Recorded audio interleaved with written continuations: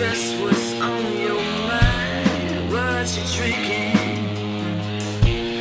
Is that whiskey? What up? What is up, LA? This is Ray Barbon coming at you with episode 4 of the ShowtimeForum Podcast. Once again, as usual, I have my co-host Adel Del Toro here with me.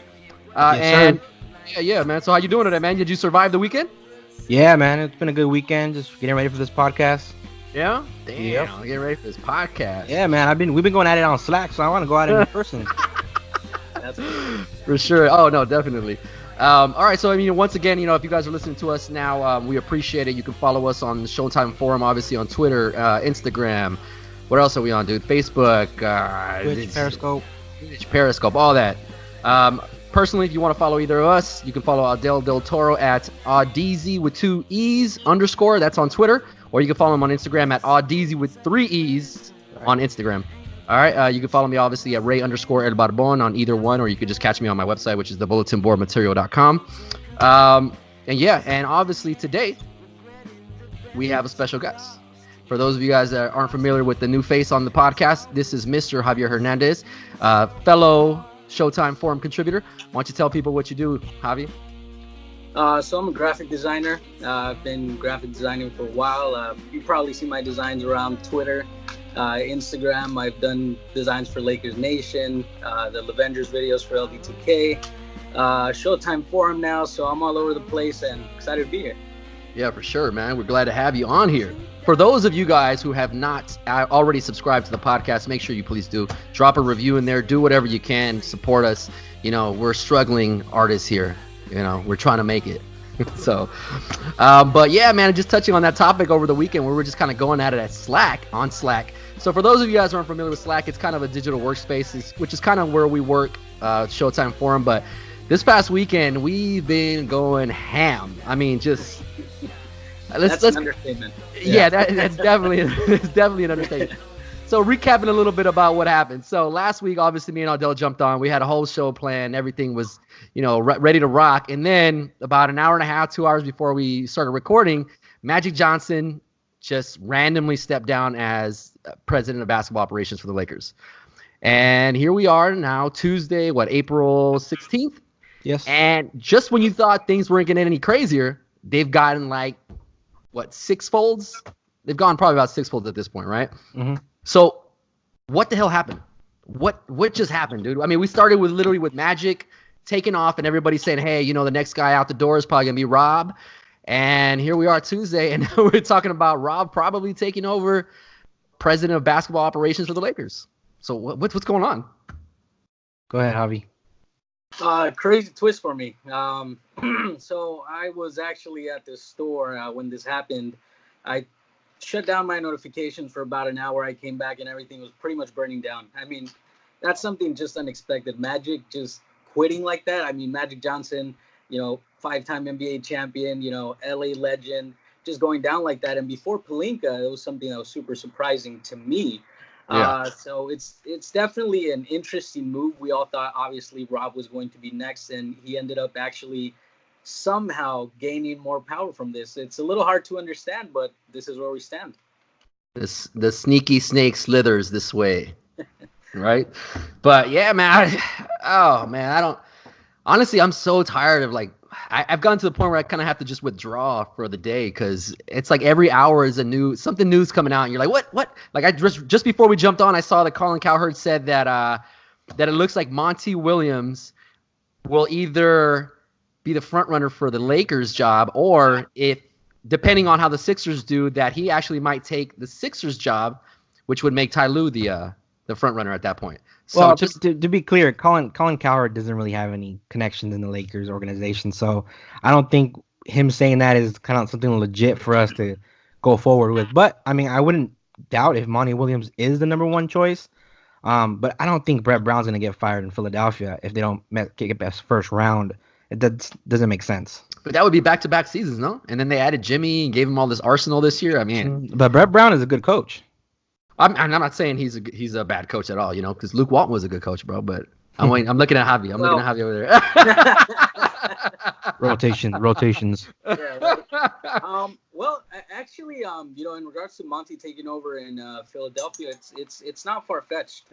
It's not something that's far fetched to me, just because, coming from the 76ers, getting Jimmy Butler, getting Tobias Harris, getting all these pieces, you're expected to make an Eastern Conference run. I mean, if it ends in the first round, it's definitely disappointing, and something that, to me at least, warrants changing, the coach. Yeah, no, I agree. I mean, I agree. It's almost like you got to beat Joel Embiid's shelf life, because this dude is like getting hurt left and right, and I don't know what the Sixers are doing, man. I have no idea, man. I'm like, the fact that he's sitting here running up and down or barely running up and down the court after pushing through the season the way the Sixers let him do, I didn't understand. So, I mean, and I know that's not on Brett Brown, but I'm just saying, like, at this point, I see Joel Embiid as some damaged goods, and they're just trying to beat it out before this dude just gives out. But, that's me. On top of Rob, obviously, kind of inheriting this newfound power, right? And I don't know, I want to make like a Game of Thrones reference, but I don't watch it, so I can't really make a reference on it. I'm sorry, I don't. Adele's looking at us like, oh man. Come on, man, that's Littlefinger. Oh wait, hold on. So you don't watch it either? I don't watch it either. Oh, woohoo! You guys are missing out. The only two people, right? Damn, man, you're in the minority today, Adele. It's all good. Hey, so I shouldn't tell you what happens, right? On the on the end of the season spoiler. You don't have that. Oh, bro, I didn't even tell Stop you. it. No, I'm Ray's got his connections. I got my BBB connections, and I got my Game of Thrones connections. So getting back on topic. So obviously Magic's gone. Rob's now found this newfound power, and above all that, we have Luke Walton mutually parting ways with the Lakers, or at least it seemed like it was a mutual thing.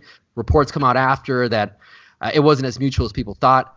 It sounded like Luke wanted a little bit of security, which I don't fault him at all for coming in there and doing that. But here we are Tuesday, and Luke Walton is now the coach of the Sacramento Kings. So a lot changes in a week. Him going to Sacramento, I think he's going to do well out there. He's going to definitely get that team. That's a good young team, and that's all he needed was a good young team. He came into LA to be the coach for Randall and the young guys, and once LeBron came, the narrative changed. It had to be, we had to grow up quick. We had to get these guys into the playoffs, and Luke wasn't brought in for that. But I mean, if he's such a good coach, he wouldn't have been able to adjust with LeBron coming in. But I mean, like I said, I think he's gonna do good in Sacramento.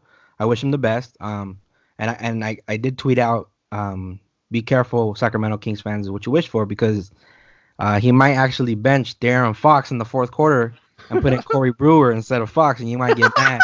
Because I know we got Rondo in there instead of Lonzo in the first half. So yeah, Corey Brewer loves that. So if you're out there, Corey Brewer, make sure you retweet this as well, bro. Or we're gonna be dunking on you like Ingram. Tell him, Javi. Tell him about the rotation.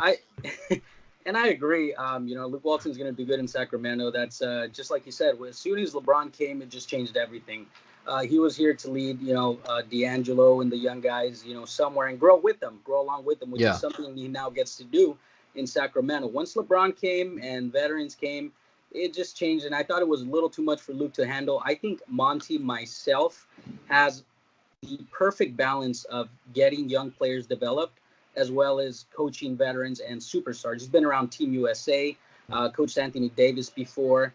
So I think he has the experience, and I definitely think he's LeBron approved as well. That's my choice, at least. Okay. Yeah, well, you definitely got to be LeBron cosign, because you're not going to get far if you don't have the Kings cosign for sure. I mean, obviously a couple other candidates that are out there, the big guys that are out there. We have Ty Lue is the big guy that supposedly was leading the race up until like 15 minutes ago, and then we'll see who's leading the race once we get off this podcast. But and then we have Juwan Howard, which to me was kind of just out of left field. Left field. Totally.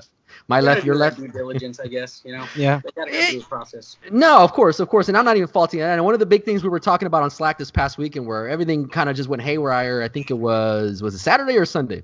I guess it doesn't matter. But we were talking. All weekend. But we were specifically talking about who we thought should be the next Lakers head coach. And I know I took a lot of flack because I was saying that I wanted Ty Lue. And I mean, honestly, to this point, I still want Ty Lue. And let's be clear. I don't have a problem with Ty Lue or Monty Williams. I do have a problem with Juwan Howard big time. Like, he's the one that's just got to be a no. Like, flat out no. Absolutely. I don't have a problem with Monty Williams, but to me, I don't really see. Yeah, and I know the USA assistant coaching. I know he's had head coaching jobs before, and all that stuff. But I don't think his experience is much more than what Luke had. I mean, and as far as where we're going, is we're trying to get to the finals. Our goal is not let's make the playoffs and that's it. Our goal is let's make the finals. Let's win a chip. So to me, I need a guy who's been there, or at least I would think after getting rid of an inexperienced coach that would be the guy that we're going after. So to me, that's got to be Ty Lue. I know the options are kind of scarce, but to me, that's got to be Lue. And I know you guys had different. I think actually you guys both wanted Monty, right? Yeah, Monty's our number one choice. Okay. Don't be surprised though if Juwan Howard gets the job. I know it's out of left field, but he played in the Fab Five with Rob Pelinka, and if Rob is the guy in charge, the PBO, then you kind of gotta expect for him to get a fair shot at this. Juwan Howard and Pelinka played in the Fab Five Michigan days. Like, it's kind of something that could happen. Don't be surprised if that happens. But my number one choice is Monty Williams. Yeah. So give me a brief, concise reason to why you guys want Monty Williams. Okay. Sway me from it. Sway me from my Ty Lue.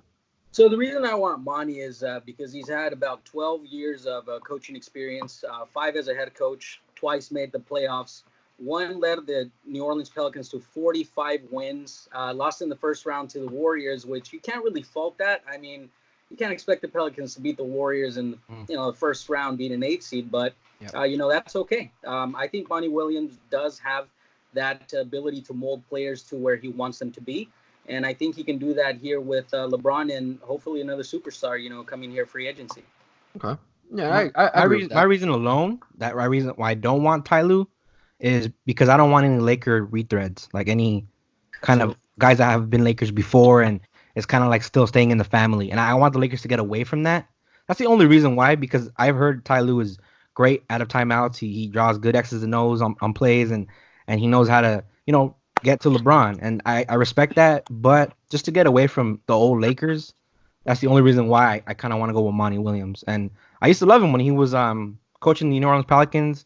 He coached AD really well, so I think he would coach LeBron really well. So, well, let me ask you a question. Though. So you want him to branch outside the Laker family, right? Yes, sir. So would you consider Pelinka a part of the Laker family, or would you consider him slightly outside of that? Oh man, he's the king of the family right now. Is he? Well, yeah, obviously he's right now. But I'm saying prior to this, would you have said he's a part of the family, even though he was Kobe's agent, or?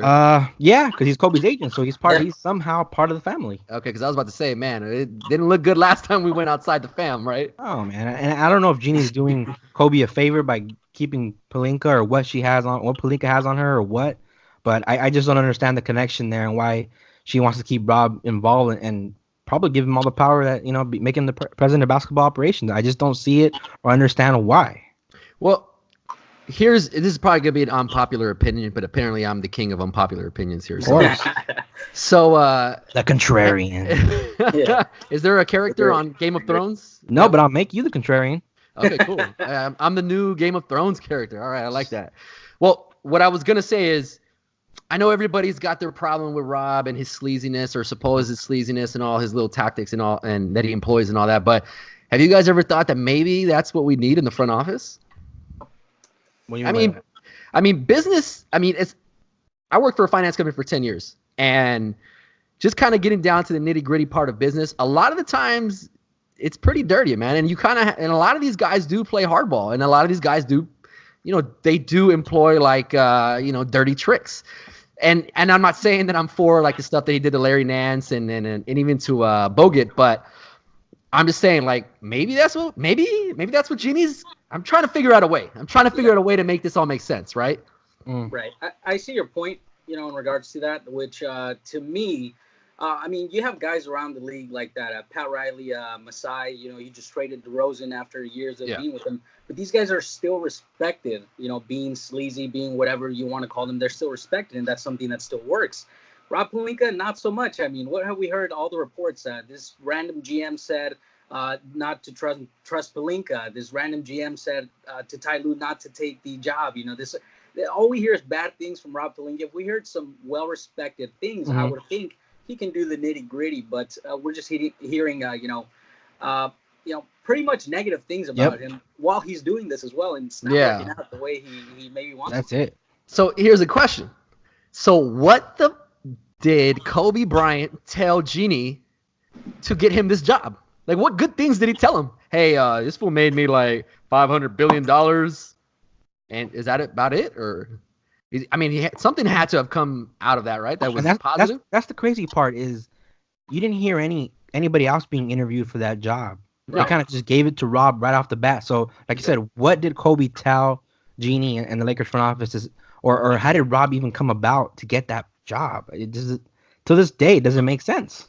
But I mean, none of this has really made sense, man. The only consistency in all of this is that none of it has made sense. Yeah. Like, none of it. Like, even when LeBron came, did that make sense to you at first? Because it came out of left field to me. I was literally on my way to the airport when it happened. Hell no, I knew LeBron was coming, dog. Oh, get out of here. Show me the tweets. Oh, let me go back. I expected it. Like, we all kind of, heard the rumblings. And, I kind of just counted him as a piece for next season. But when it actually happened, I was like, wow, it actually happened. And, so here we are. But, I don't think that's enough. Not with the young core. They're too young. Not saying that we should maybe get rid of them or anything like that. But I'm just saying, if you bring in LeBron, you definitely need another superstar with him. And some well-equipped veterans, not the crazy type that we just got last season for one-year contracts. No, for sure. But touching back a little bit on Luke. So obviously Luke kind of went in there. And I mean, I'm going to kind of paraphrase, but obviously it sounds like Luke went into the office and said, hey, I need you guys to kind of guarantee my next year. And they kind of just said like, nope. And he said deuces, right? And he was gone. Right. Tell me that Luke didn't have a backdoor deal already with Sacramento, though. Tell me he didn't. There's no way within 48 hours he's the head coach of the Sacramento Kings. I think he had an idea on Sacramento job being open after they fired, what's the coach's name? Jorger?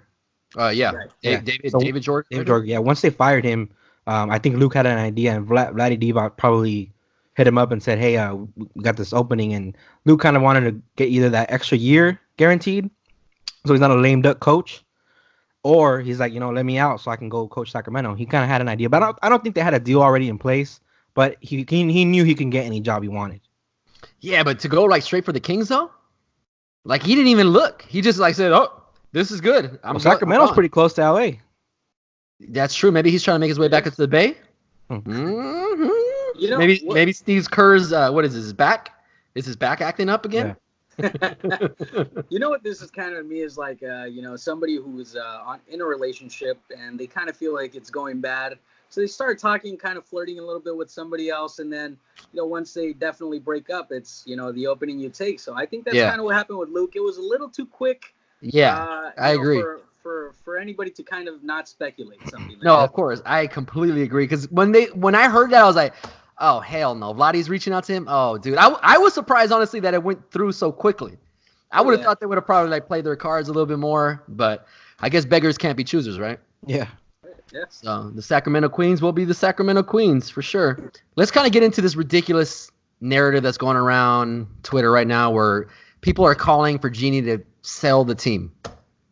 Genie Bus to sell the Los Angeles Lakers. That is not happening, dude. I mean, I don't think it was you, Javi, but I think Adele was kind of one of the guys, right? Yeah, there you go. So this guy right here. So give me your best pitch to Genie Bus to sell this team. I don't really have a pitch. I mean, hold on. Pretend I'm Genie Bus.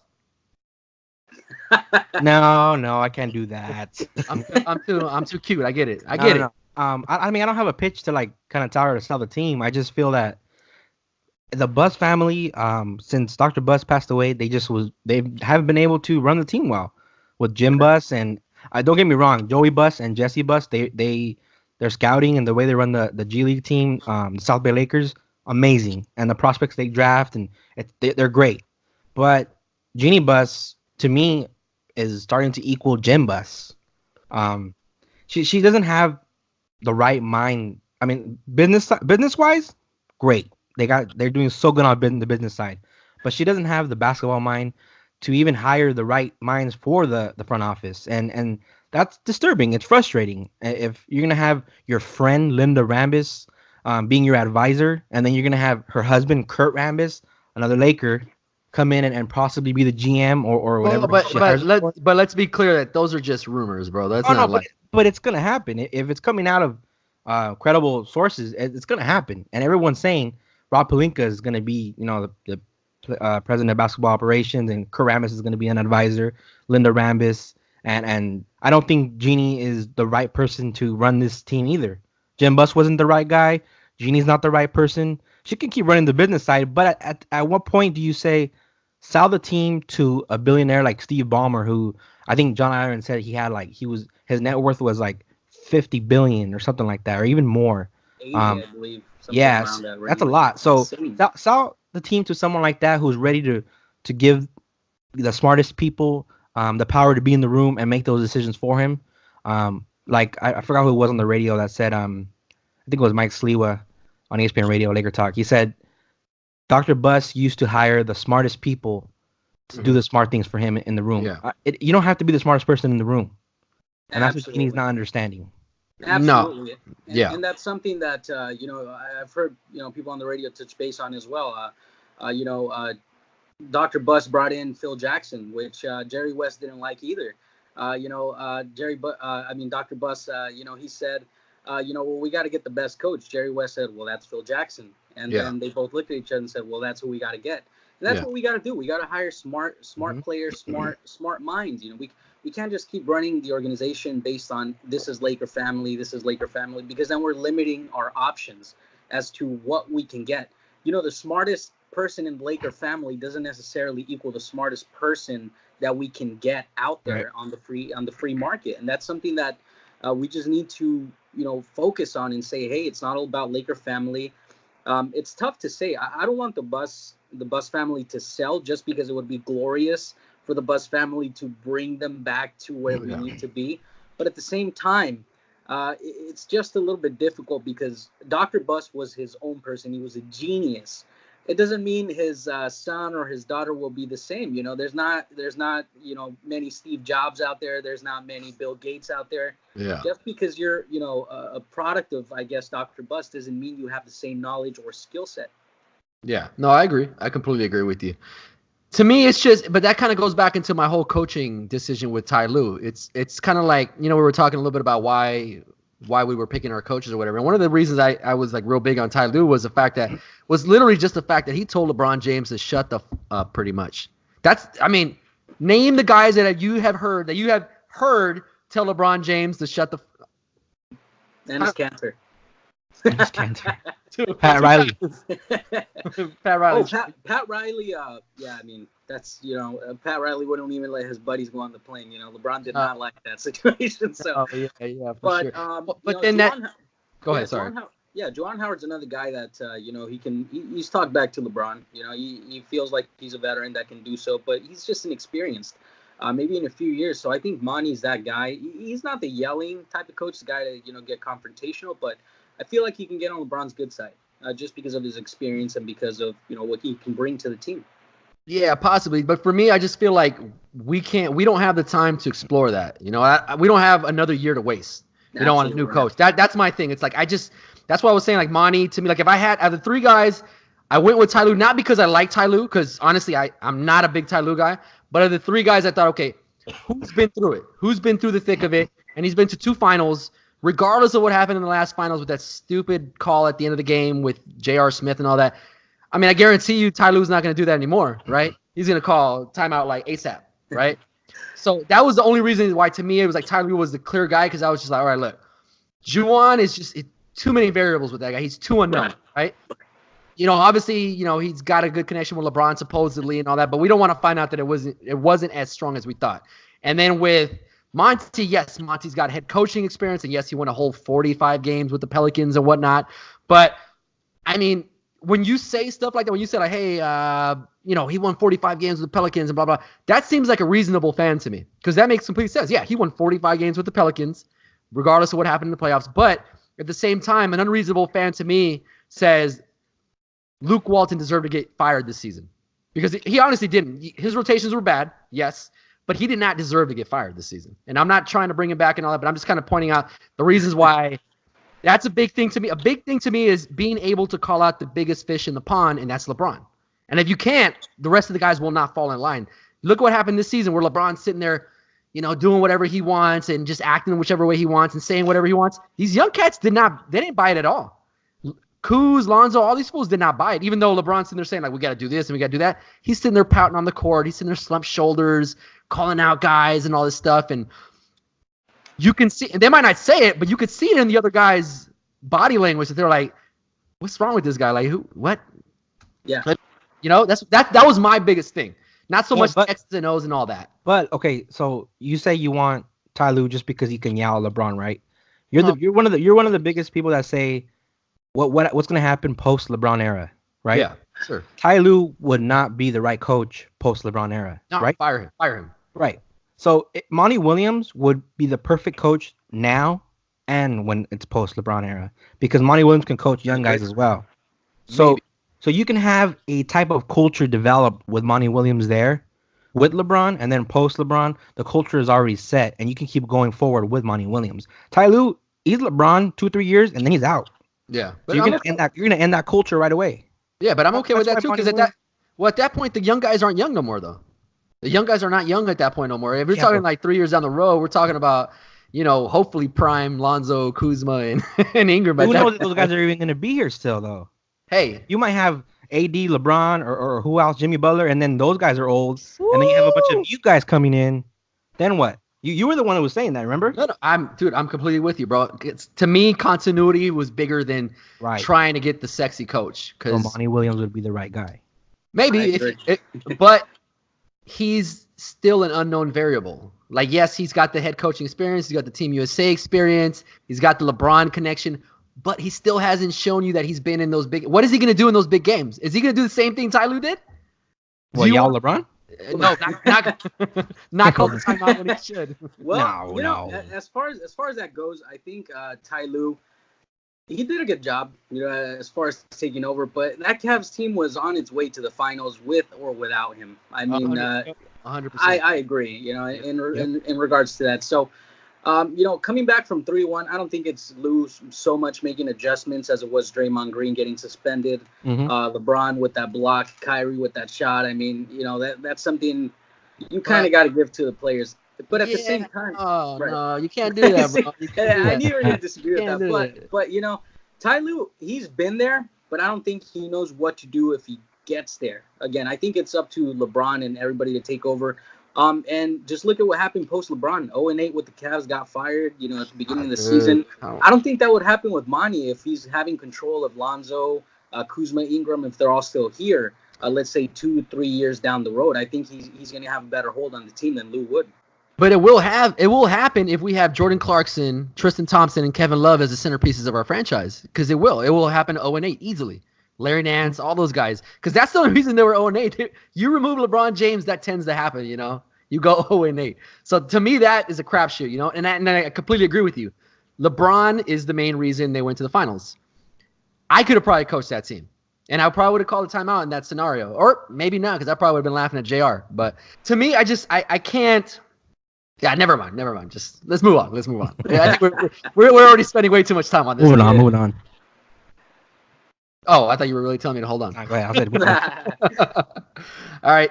Yeah, and I don't know if you guys happen to see this Mark Stein article that came out in the New York Times where he was kind of just talking about the Lakers. And, I mean, there was a couple issues I took with that article, but one of the main issues is that he was sitting there saying how the gap between the Lakers and the Clippers is as close as it's ever been.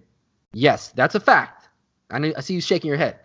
But that's a fact. It's as close as it's ever been because it was like way out here, and now it's like right here. Right? Because it's nowhere close to being close. Right. But that was the first thing I took to because I'm just going to say it now. The Clippers will never be anything in LA. Ever on my existence, my kids' existence. Unless the Lakers move, they will never be like anything in LA. What if they get Kawhi and KD and they win like 4 rings? Don't care. Don't say that. I'm just saying. What if that happens? Don't care. Because the gap will close. Anything? So we'll be from here to there. Boom. Well, here's the thing. You can look at it 2 ways. Well, first of all, just to bring up the point of the Clippers being closer to the Lakers than ever, if I make an extra $20 right now, I'll be closer to Steve Ballmer than I've ever been. But that doesn't mean I'm necessarily close. That was a good one. So with that said, the Clippers get Kawhi, they get Durant, they win a couple rings. Doesn't mean that they're close to the Lakers 16, but it means they are the better team and franchise right now. This is a league of what have you done for me lately? Necessarily, if we win 16 rings in the past, but the Clippers are winning, 3-4 right now, they're the better franchise right now. Doesn't mean, overall, but right now. And what we're trying to be is the best franchise right now. Of all time, we've got that covered. But let's cover right now so we can continue the legacy and not let the Clippers or some other team take over as the Warriors have been. Yeah. The second thing I saw as a problem, I guess, is the fact that he was sitting there comparing, the Clippers. And the Clippers, yes, they're playing great. They're balling, all that stuff. They beat the Warriors last night, came back from 31, all that, right? Great. All that stuff's great. It's going to get ESPN top highlights of the night or whatever, right? But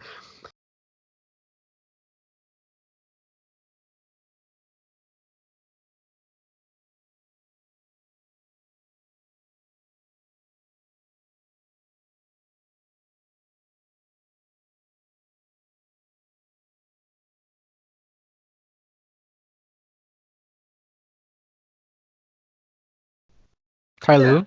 probably Lou.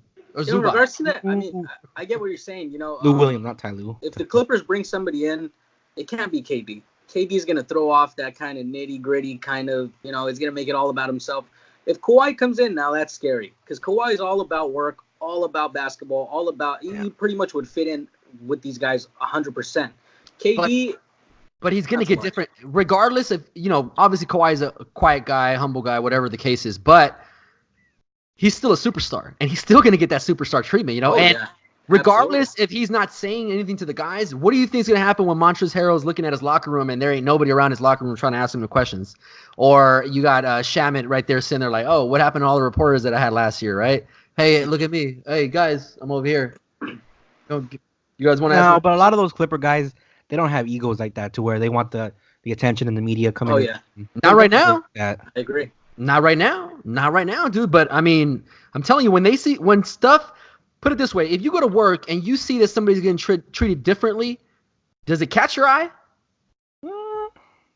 Yeah. Maybe my younger self, maybe. But now, I don't give a damn. Oh, my bad. That's actually a good point, Ray, that you're bringing up in regards to that. I mean, because you never know. I mean, right now they're, a tough team. They're, blue collar, whatever.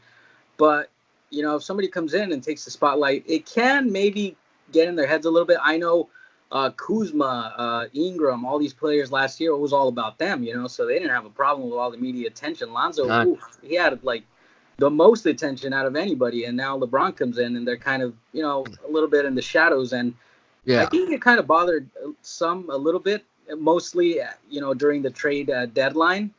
I don't know. I feel like our biggest problem here is, since we're talking about the Clippers, that we don't have any consistency. We don't have any Lou Williams type deals. Harold type deals, these deals that are, a couple years, 2-3 years that show some consistency in somebody wearing a Laker jersey with pride, knowing that they'll be here no matter what, not feeling that they're always on thin ice.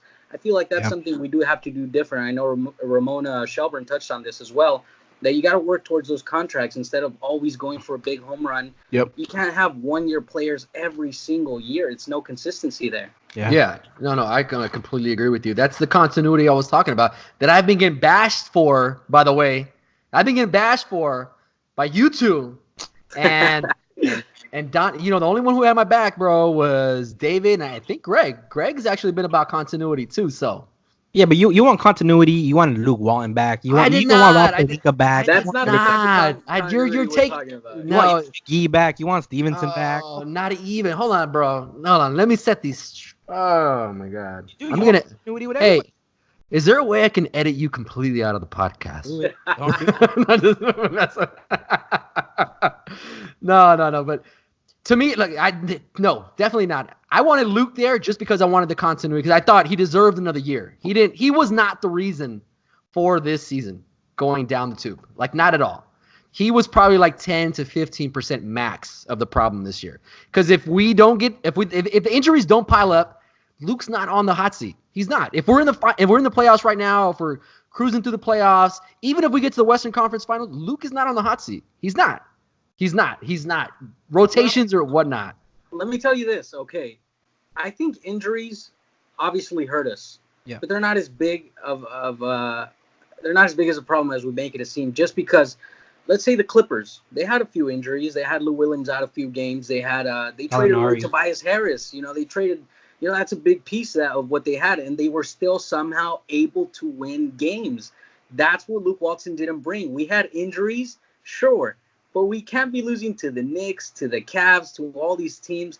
That's something true. that I thought Luke didn't handle well, and I think he should have done a better job. Mm-hmm. That would have showed me that it's the injuries more than him, but it altogether just wasn't a good mix. Could it be that his team quit on him? Either way, Maybe if you're a your good team coach, they quits won't. on you, you're a bad coach. You can't have your own team quit on you. You can if the freaking front office is sitting there tearing the locker room apart. Yeah, but if you're Because that was not on him. Dude, he did not lose that locker room until all those rumors came out. As soon as those rumors came out, that's when I would say he lost the locker room. No, because as the coach, there's no way you lose the locker room. Like, those are your guys. If anything, they're going to go up to you and actually have some trust and confidence in you to be able to speak to them and hold them down. Because you may quit on Magic, you may quit on Rob and Jeannie and whatnot, but you're not going to quit on your coach. He's got your back, and he's the one that plays. Luke's not the GM. You can't just say, I'm going to quit on Luke because of this. I think if anything, they should, Luke should have told him, hey, this is how it is. I still trust you guys. I'm still going to play you guys. You're my guys. And that's something he didn't handle well either. I mean, it was a whole mess, but I think Luke was put in a position where he could have shown what his worth is, and he just didn't do it. But he's option D, dude. He's voice D in that franchise. And look, or maybe even voice E. Because you got let's say, so first off, the biggest voice in the Lakers franchise is probably going to be Magic at that point, right? Right. Then you probably drop down to maybe either Jeannie or Rob. They're probably interchangeable. Mm-hmm. And then you got Luke in there. So regardless of what Luke was really saying, his voice doesn't carry the same weight. And I know we were talking about the Clippers, but none of the Clippers are LeBron James, because when LeBron James comes in, everything automatically becomes about LeBron James. If Tobias Harris joins the Clippers, it is not automatically about Tobias Harris. But you know very well that when LeBron joins a team, everything revolves around LeBron. And it's super tough. And that's part of the reason why I said that we have to plan for post-LeBron, because everything revolves around LeBron to the point where everybody forgets that there is something beyond him, And that was my whole point with that. Yeah, no, and let's be honest. From what we've heard, the players all love Luke Walton. They all love how he coaches and his style, and he's a voice that they love. But at the end of the day, when he coached Golden State, you could have coached Golden State. Javi could have coached Golden State. I could have. Yeah. You basically have your starting five and your 3 or 4 guys that are coming in from the bench. With the Lakers, he had a bunch of just meme guys that you didn't know who to play. He had Lance Stevenson in there. He had McGee.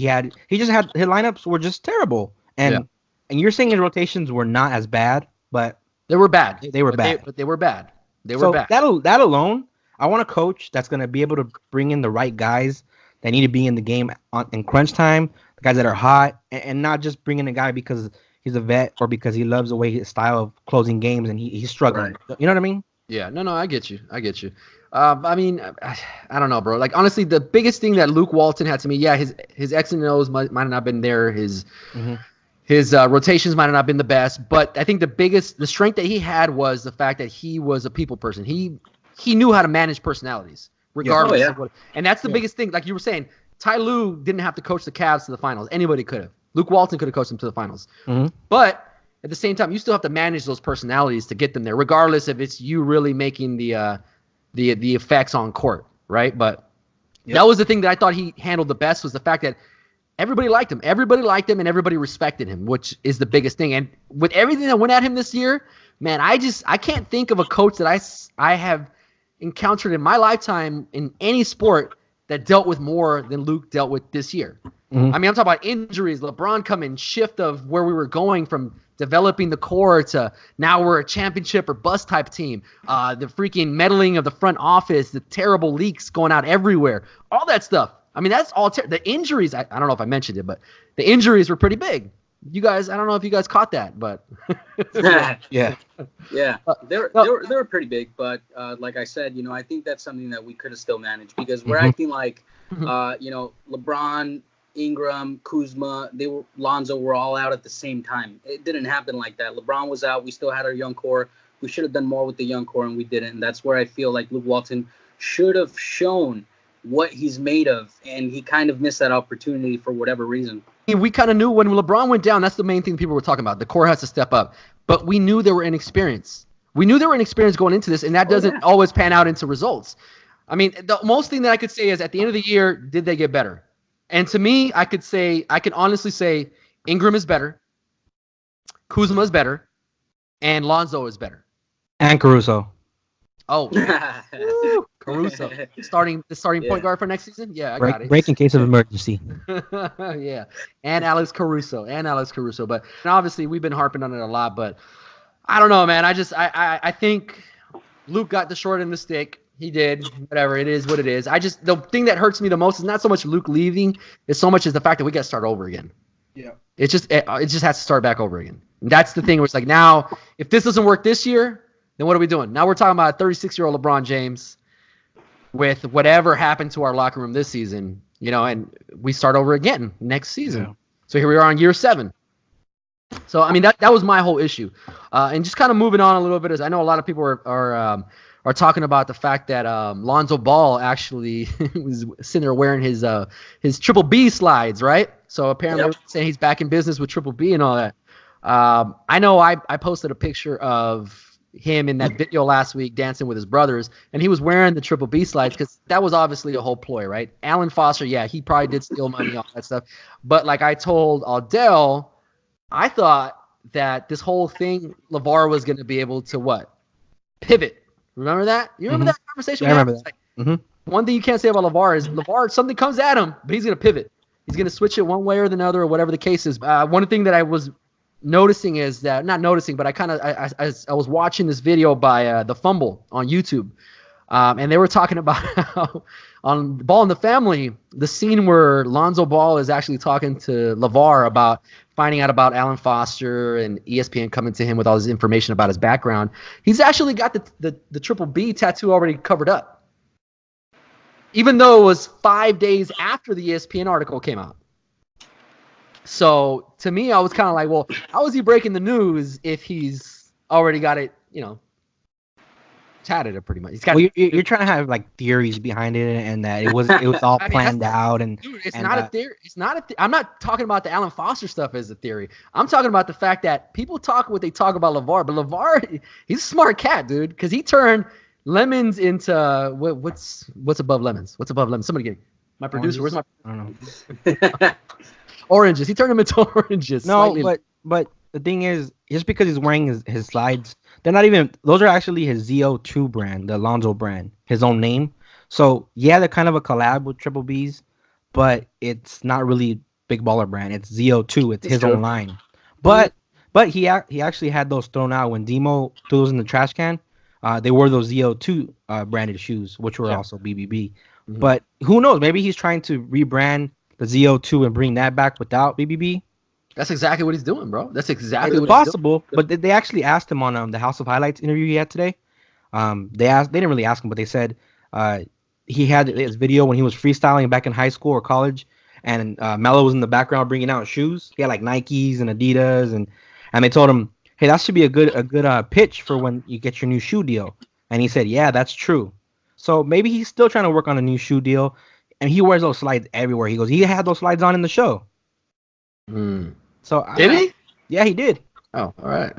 I didn't know. I caught a little bit of. Yeah, I mean, as far as that goes, just to touch base a little bit on that, I think Big Baller brand is going down, completely. Oh, yeah.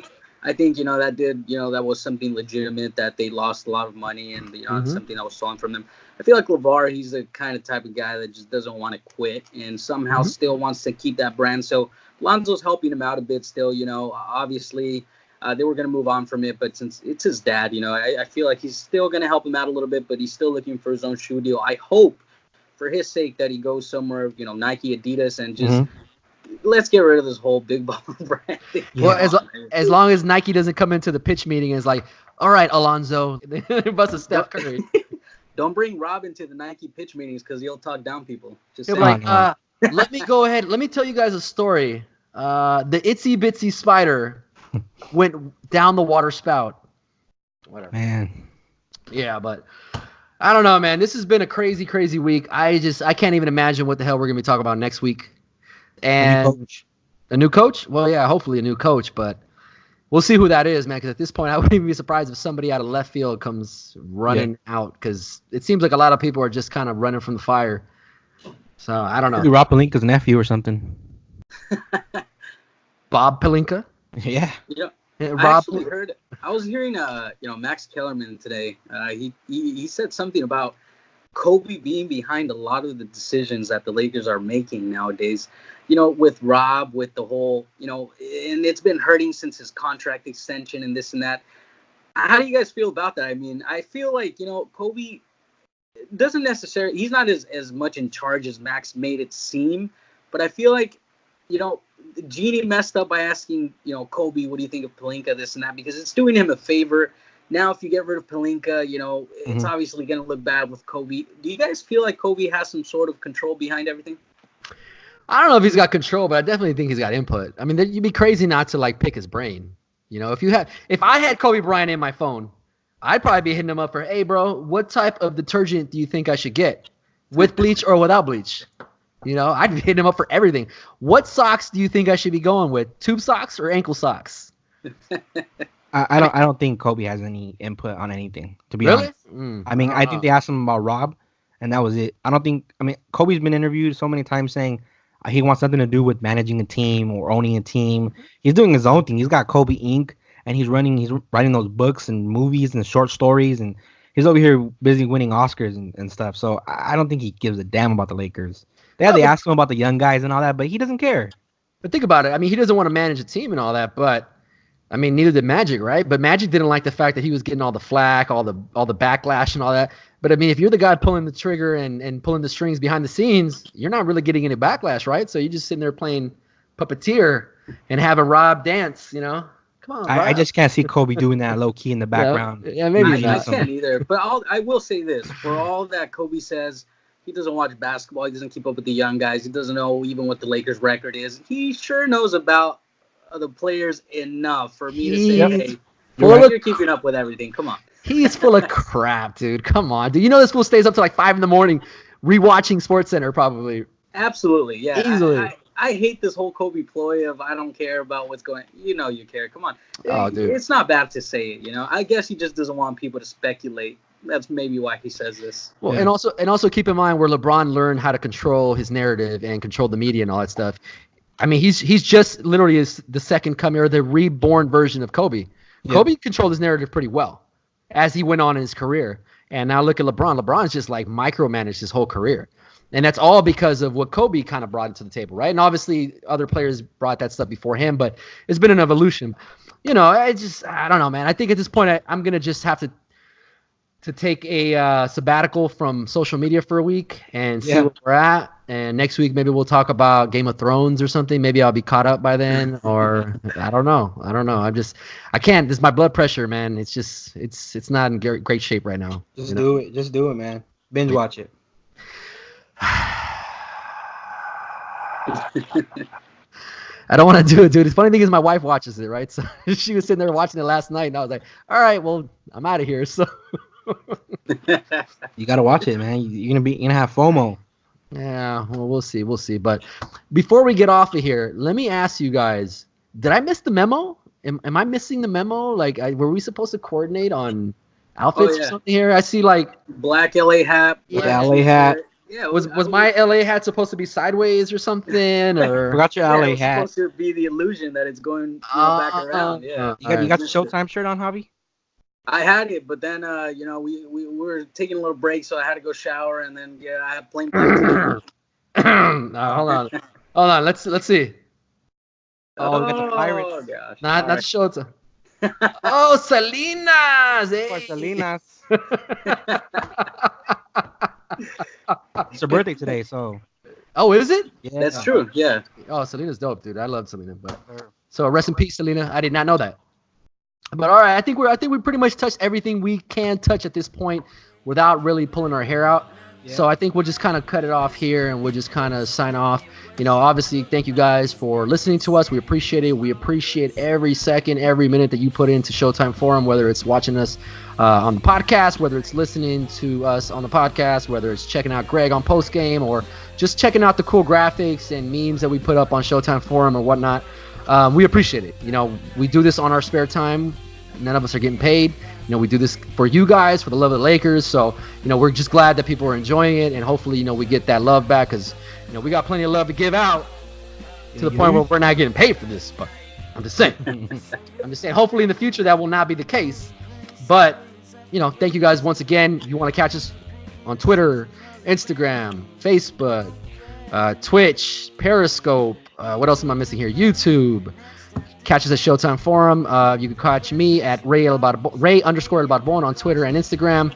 Obviously, you can follow me on the bulletinboardmaterial.com as well. Adele Audeezy with 2 E's _ at Twitter. Audeezy with 3 E's _ on Instagram. And then you got Golden Knight GFX over here on Twitter and on Instagram. So keep an eye out for that. Keep an eye out for Javi's graphics. He put out a super dope graphic recently with Nipsey Hussle. So thank you. Check that out. But anyway, I appreciate it, guys. We appreciate it. Thank you very much. We'll catch you guys next week, and we're out. Peace. On time. But you just take